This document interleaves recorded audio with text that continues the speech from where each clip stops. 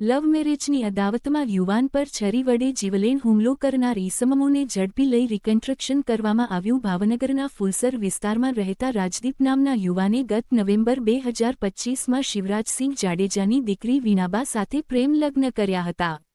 આ બાબતની અદાવત રાખીને 10 મે 2026ના રોજ જ્યારે રાજદીપ એક લગ્ન પ્રસંગના વરઘોડામાં હાજર હતો ત્યારે હાર્દિકસિંહ શિવરાજસિંહ જાડેજા, મયુરસિંહ ગોહિલ અને અમરદીપસિંહ ઝાલાએ ત્યાં આવી તેના પર છરી વડે હુમલો કર્યો હતો.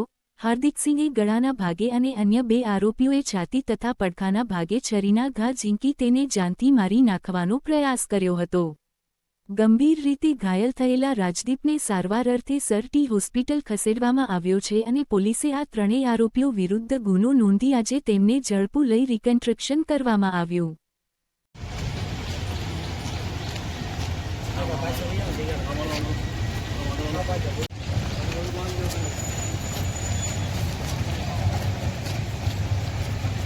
क्या मकाबूल करी थी हैं मुझे को दिया तो हम की आयो तो क्या थी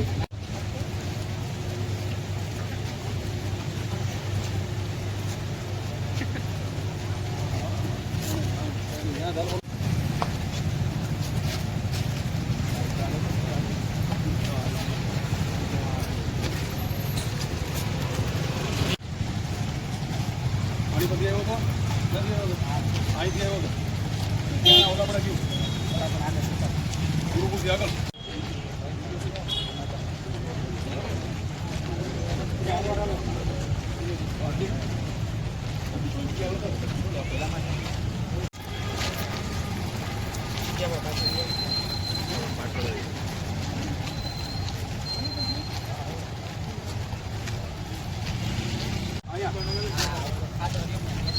आया ना